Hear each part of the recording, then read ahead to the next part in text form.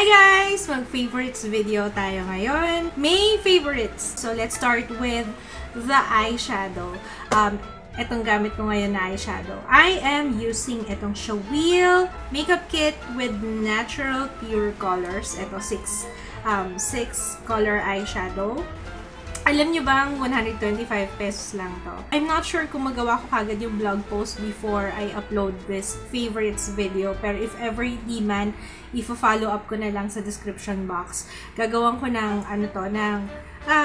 swatches and review kasi it's a good find. 125 pesos lang. Imagine, itong suot ko ngayon, akalain nyo ba na yun lang, ganun lang yung presyo niya. Kaya natuwa ako. Actually, this is my second Shawil eyeshadow palette. And maganda yung pigment. So far, sa mga Shawil products na nasubukan ko, yung eyeshadow nila maganda. And mura lang. Yun naman importante. Mura. Tapos, it's available sa Watson, sa SM Department Store. Kaya, madaling hanapin. Maganda yung color payoff. At saka tumatagal. Yun. So, next one is itong Mistine Supermodel Extension Mascara and Lash Fibers. Maximum Fast Lash Extensions.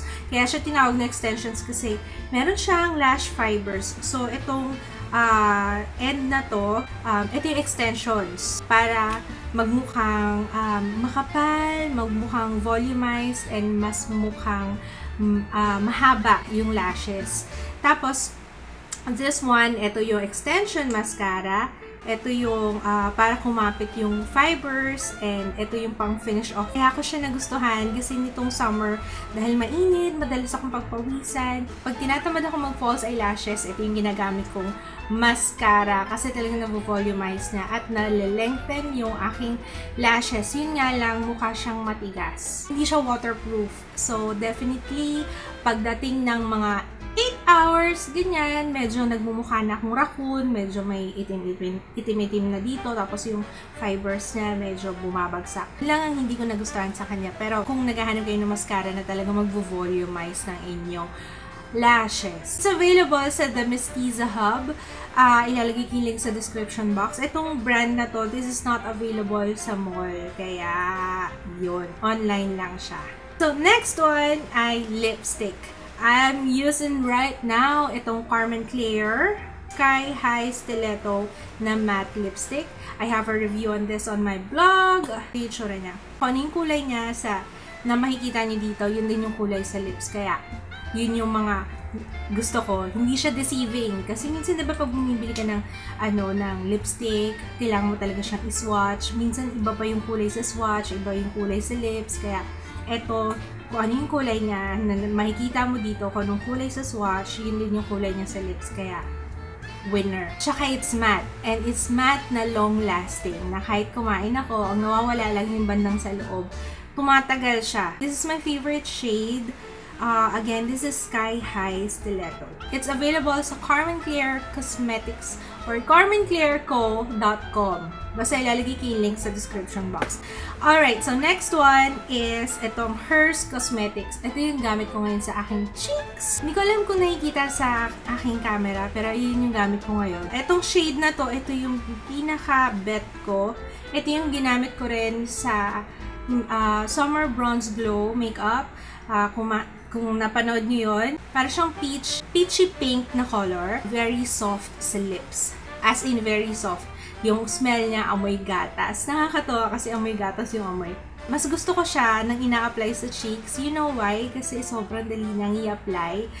Hindi siya yung pag nilagay mo, tapos pag pinatagal mo, yung hindi, ang hirap na i-blend kasi na-absorb na ng skin. Tapos naiiwan na parang may bilog lang dito. Hindi. Napakadali na niyang i-blend. Kahit tumagal siya ng konti dito sa cheeks, hindi siya mag-sustain.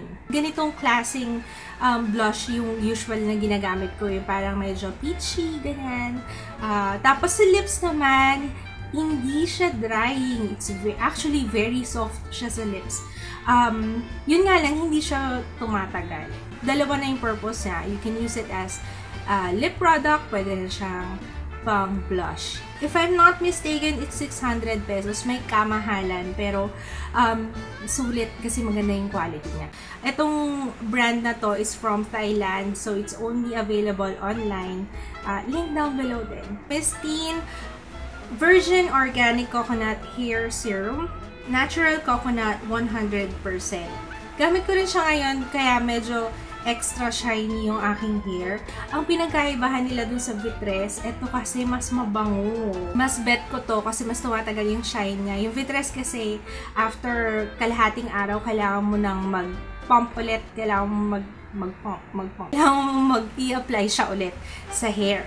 Ito, tumatagal siya the whole day. Shiny, soft yung hair, tsaka walang frizz. Yung bandang dulo ng hair ko medyo dried up na dahil patong-patong na kulay, kaya malaking tulong yung eto. Sa skincare naman, my favorite is itong Human Nature Balancing Facial Wash ngayong buwan na to. Dahil ako'y oily skin, this one is oil control. It's unlike most facial wash na nasusubukan ko na alam niyo parang batak yung skin, hindi. Akala ko dati, okay yung gano'n na yung pagbatak yung skin mo, parang nabawasan yung oil, pero hindi. Pag nag-dry yung skin mo after mo mag-wash, tapos para siyang nababanat, the more na magpo-produce ng oil yung skin kasi para makompensate yung nawalang oil. Ito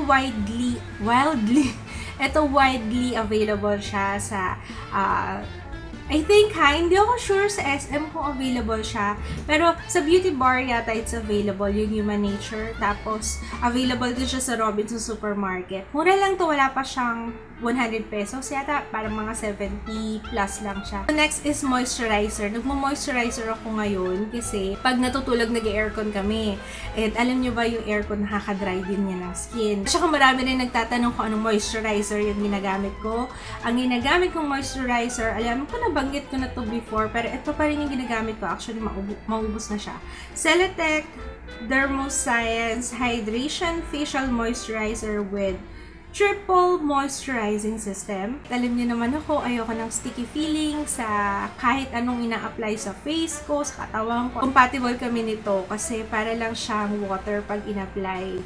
Na-absorb siya ng skin kagad, tsaka pag nag-evaporate, parang wala lang. Hindi siya heavy sa face. Actually, hindi mo nga mapapansin na mayroong kang moisturizer. Kaya, I love it. Ang ginagamit ko this month is itong Cream Silk Hair Fall. Ano yan? Cream Silk Daily Treatment Conditioner Hair Fall Defense. Gusto ko lang banggitin to, yung comparison ko dito at saka dun sa white na mas mura. Guys, mas makakatipid kayo dito, although mas mahal to kasi thicker siya.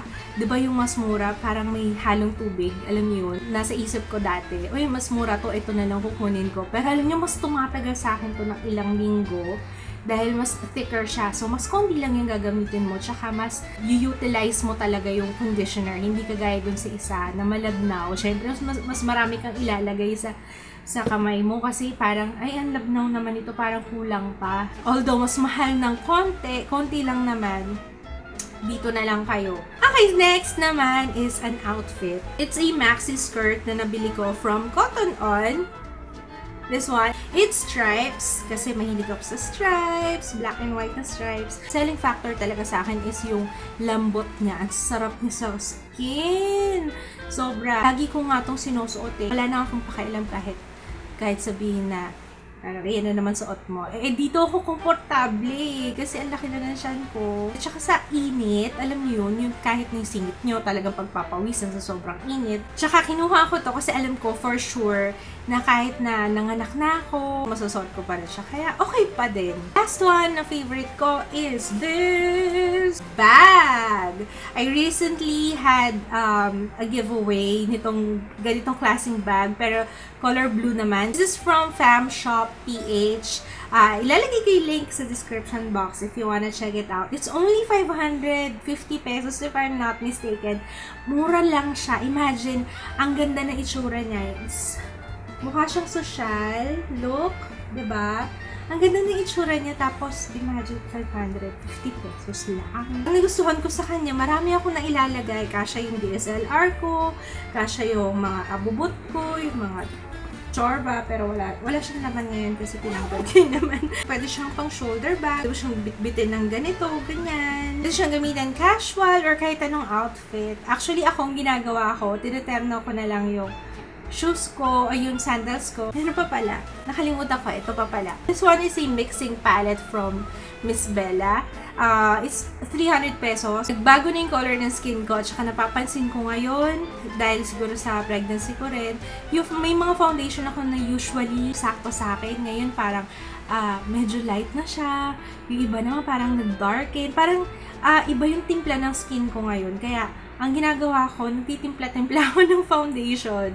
Kaya kung nakabili kayo ng maling shade ng foundation, kunwari it's lighter or it's darker than your skin tone, maghalo-halo kayo ng foundation para hindi masayang. It's much easier na maghalo dito kaysa sa skin kasi syempre na-absorb ng skin. Sayang, masusulit mo yung foundation na nandito kasi pwede mo pa siyang simutin at ipahid sa face. And ang cute na itsura niya, diba? I like it.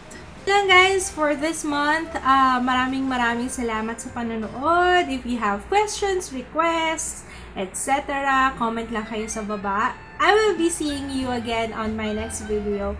Bye! Kahit na, kumbaga, ano ba yung sinasabi ko? Nakalimutan ko. Ano ba yun? Ayun, anyway, basta yun. Tapos, parang itim ng leg ko. Itim ko. Kaya mo na nga. Tapos, ano pa siya? What am I saying? Bakit ako ganito? Para akong brain fart kanina pa. Ayun. Hello there! Na-miss niyo na ba yung aking haul? Kasi ako na-miss ko ng mag-haul. And, huwag na tayong magpaligoy-ligoy pa kasi isang box ito. Ayan.